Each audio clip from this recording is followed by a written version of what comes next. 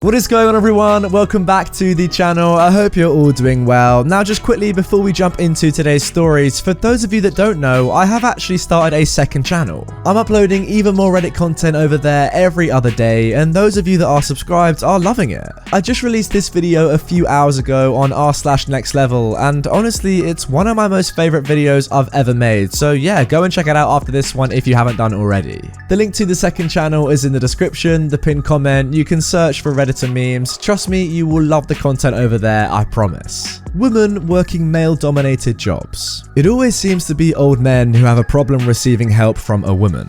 Roughly 10 years ago, I worked for Geek Squad. If you don't know what that is, the uniform is a shirt and tie. Girls can wear skirts, but I'm not that kind of girl, so I wore pants. In other words, it doesn't look normal to see a woman in a shirt and tie. Anyway, this old fart came in first thing in the morning because old people get up at the butt crack of dawn. He jokingly asked to speak to one of the geeks. I was the opener and the only one there at the time, also the only woman in the department. I asked how I can help him, and he got a serious face and said, "No, sweetie, I need to speak to a man." Never having been one to take anyone's rubbish, I replied, "Well, sweetie, I'm the only one here, so you can tell me your problem or you can come back later." He left. Wow, he actually left? I've since moved on from electronics repair and I'm now a licensed electrician. About a year ago, I ran a service call with a co-worker and my boss. The issue was that a fan that another electrician had installed would cause the recessed lights in the room to dim when the fan was turned on. This other guy had told the homeowner that we didn't wire the house correctly, hence why the boss was there too. The other electrician lived in the same development, so the homeowner called him over while we were there. We all introduced ourselves and he shook everyone's hand, except mine. Just kind of pretended I wasn't even there. Now, more recently, I ran a service call with the same co-worker to, you guessed it, an old man's house. I have my screwdriver and wire strippers in my back pocket and my impact on my hip. I put booties on over my muddy work boots to enter his house. While we were working, he started to ask plumbing questions. My co-worker was quick to say he doesn't know anything about plumbing, but I used to work for an HVAC/plumbing company, so I know some stuff. I explained the purpose of the bladder tank on his water heater, and this man had the audacity to then ask me, "So, are you just hanging out for the day?" I told him, yeah, I decided to venture outside of the kitchen for a change. Yeah, well, unfortunately, there's no doubt that there is still a high level of misogyny from a lot of people in the world, unfortunately, still in the 21st century. It's kind of mad, but I don't really know why. I imagine it's even worse in an industry like this, you know, a traditionally a man's industry, electrician, like handyman sort of stuff. But I mean, the world's changing. Women, a lot of the time, are way better than men at a lot of jobs. It's not really that surprising, is it? I don't know, I feel like it's our generation's kind of job to eliminate misogyny as much as we possibly can. There's not really much you can do about old people, but they're gonna die pretty soon, you know, give it 20, 30 years, they'll all be gone.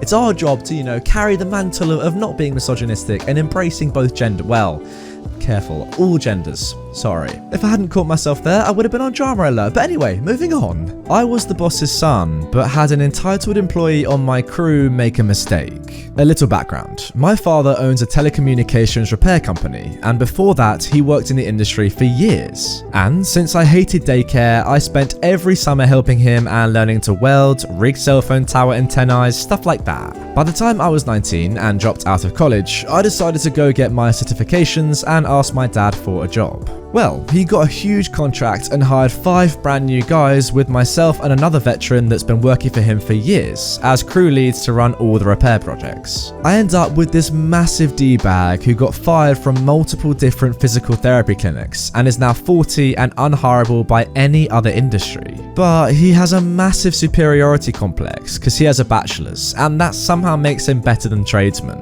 So, we are on the first site on the first day of a job for a major client, taking down old antennas and putting up new ones. The other crew leads and I drive up to the site after morning meetings at the hotel with my dad and the client over Skype, and we've brought lunch for everyone. The other crew lead realizes that he forgot his hard hat at the hotel and tells me he'll be back in about half an hour. No big deal, it's a simple job that I've done before with my dad. I drop the sandwiches in the refrigerated server room and go over to the douchebag who's using a trailer hitch winch to haul a brand new antenna up the tower to our other guys, who are 7 700 feet up at the top waiting to install it. He's got the antenna about 150 feet up at this point. I say to him, "Hey dude, I think you've got your fasteners on backwards. The fasteners have to be perfect because the higher the antenna gets, the more wind, the more tension on the winch." He just says, "They're fine." No, they're definitely backwards. "They're freaking fine. Go the frick away, bootlicker." I guess that was his derogatory for me being the boss's kid. "No, they're backwards, and by the time it gets up there, the winch is gonna slip and that antenna is gonna drop. Bring it back down and fix it." "I don't have to do anything for someone who's half my age and couldn't make it through a year of college. The only reason you're here is your daddy's kid and can't make it in the real world." Right as he finishes the sentence, I hear the winch crack, so I grab the douchebag and run both of us into the server shelter, smashing all the sandwiches in the process, while the winch flies out of the hitch mount and the antenna drops like a rock onto the truck, carving straight through the cab and into the ground underneath. Well, it's dropped from 150 feet, that's not surprising. Oh, frick, so you can't rig right and you don't have the common sense to put the pin in to secure the winch of the truck? There's no way that was my fault. Not only is it your fault, but now I get to explain to both OSHA and our insurance how we managed to damage over 70,000 in equipment and 30,000 in our client's equipment in the first day on this job. I spent the rest of the day calling OSHA, my dad, our insurance, and my mother, our accountant, to make sure that all the right reports get filed and our butts are covered on all bases. I'm assuring the other crew guys their paychecks aren't going to be affected and that I'll get them more sandwiches. After the end of day reports are finished, my dad calls me up and tells me to fire the douchebag for negligence, so I go up to him. "Hey, you're being let go. Sorry, but this incident is just something we can't afford to happen again. And since it was obviously—" "You can't fire me," he interrupts. The other crew lead says, "I'm pretty sure he can fire you. And if you don't believe him, I'll fire you. And if you don't believe either of us, we can go see the boss tomorrow." "Frick it, let's go talk to the boss right now." It's like 4 p.m. We drive 3 hours, interrupt my family's dinner, and then sit there smugly on the couch in my dad's home office, while he literally screams at this guy about costing him $100K and maybe a lost contract. And he basically tells the guy he's filing a civil suit for negligence since I specifically came and told him he was doing something incorrectly. The guy says, "Yeah, but what the frick does he know? He's just a kid." My dad says, "I taught him how to rig a winch when he was 8 and he did it right. You're a 40-year-old man who managed to crush an entire truck. Get the frick out of my house." Wow, sounds like your dad does not take any poop from anyone, and honestly, I don't blame him. $100,000 lost in one day. That is mind-blowing. Oh my word. The main question I've got after this, at the end of this story, is you said you drove 3 hours back to your family home. Where is this douchebag living? Because honestly, if he doesn't have his own car, maybe you all drove together, he now has to drive another 3 hours possibly back to his own house.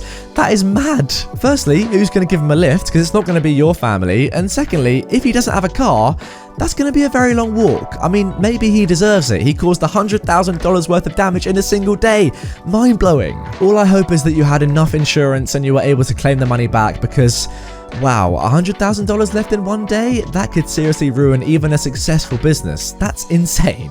Now moving on to our final story of today's video. I do work here, but I didn't serve you. This happened a long time ago, so the words may not be exact, but here goes. A long time ago, my first job was as a car hop for a restaurant that no longer has curb service. I'm not giving the name, but the logo/mascot was a young smiling boy holding up a hamburger and wearing red and white checkered overalls. Well, that gives it away. We were kind of busy this day, and I was just doing my job and taking orders out to the families in their cars. I'm on my way back inside when some guy comes up to me and demands to know where his change is. He said he gave me $50 and I never came back to his car. I told him I didn't serve him and don't have his change. He demanded to speak with my manager, so I stuck my head in the entrance door and asked someone to go get my manager. Alright, honestly, so far I think what he's done is completely fair. My manager comes out and this guy goes off about how he handed me a $50 and I never brought his change back. My manager asked to see my wallet. We wore a belt that held a pouch and coin changer along with a store wallet that we kept paper money in, and looked through it. My manager said I didn't have a 50 within my money. This was way before debit cards were a thing.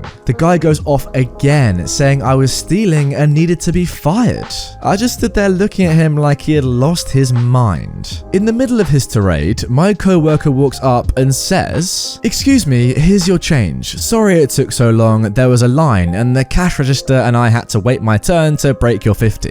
You could see all the colour drain out of his face like the mercury sinking in a thermometer.